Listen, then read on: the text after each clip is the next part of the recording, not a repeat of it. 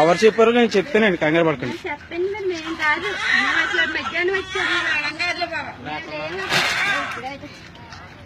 మేము మధ్యాహ్నం వచ్చాను. రాజమండ్రి హాస్పిటల్ దుస్థితి అనమాట ఇది, ఆటోలో డెలివరీ చేయడం. మీరు వచ్చి చాలా కేసులు అయినాయండి మరి. అదేనండి, ఆటోలో చేయడం అనేది హాస్పిటల్, రాజమండ్రి హాస్పిటల్ గొప్పతనం, డాక్టర్లు గొప్పతనం.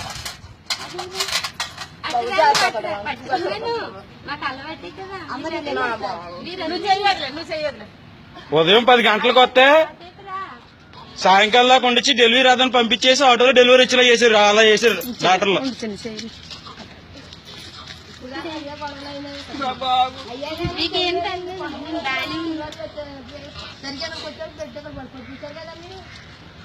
మీరేం కంగారు పడకండి. చాలా ఒప్పు పెట్టుకుందండి పిల్ల, ఎంత బాధపడిపోయింది పిల్ల. ఎవరో డాక్టర్ గారు ఎవరు పంపించేసిన డాక్టర్ గారు ఎవరు, మేడం గారు ఎవరండి?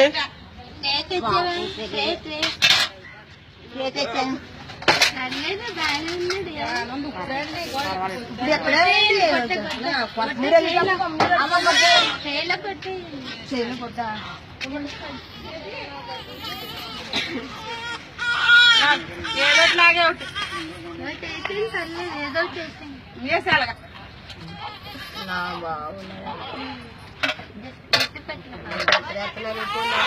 కూర్చుని బయట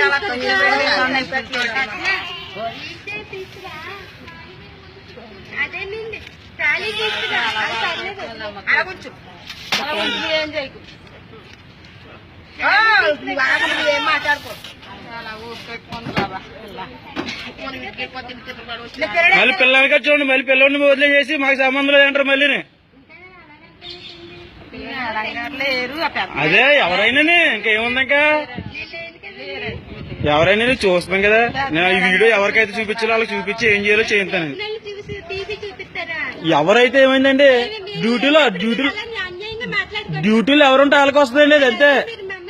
నేను మిమ్మల్ని ఎంత తీస్తుందండి, ఆటోలో జరిగిన సిచ్యువేషన్ తీసాను అంతే.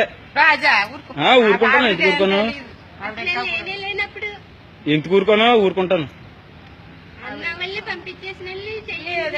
100 రూపాయలు పెట్టుకుంటే 100 రూపాయలు ఛార్జీ పెట్టుకుంటే హైదరాబాద్ వెళ్ళొచ్చు. ఇందాక అందరూ గొడవడేశారు కానీ నేను మళ్ళీ రిక్వెస్ట్ చేసి అడిగితే మళ్ళీ వచ్చి ఎంత పొద్దున్న 10 గంటలకు వచ్చి బతిమాలుతుంటే స్కానింగ్ ఇంజక్షన్ చేసి టాబ్లెట్లు వేసి పంపించారట. అంటే డెలివరీ వస్తుందో లేదా, నొప్పులు ఎలాగో వచ్చిన వాళ్ళు లెక్క చెప్పి పంపించేస్తారా? ఇది పట్టుకెళ్ళి కంప్లైంట్ పెడతాను, వీడియో పట్టుకెళ్ళి కంప్లైంట్ పెడతాను అయితే ఫస్ట్.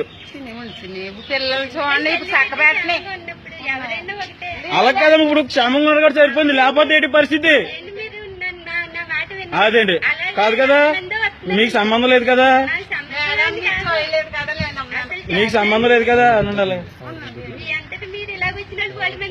అదే ఇవాళ పొద్దు నుంచి 6 కేసులు పంపించేశారట. నేను ఇది ఒట్టుకెళ్ళి పోలీస్ కంప్లైంట్ ఇవ్వకపోతే పెడుతుంది.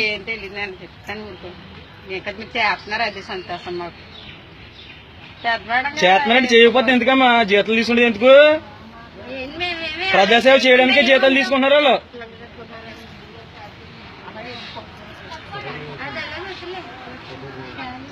వీడియో చాలండి, ఫోటో అవసరం లేదు. పెట్టుకుందండి, నెట్లు కాదేమో ఏం చేసామని కొబ్బరి నీళ్ళు గంట కూర్చోనమ్మా, మా పిల్లలు అలా కూర్చోబెట్టేశాము. ఈ పిల్లోడు వచ్చి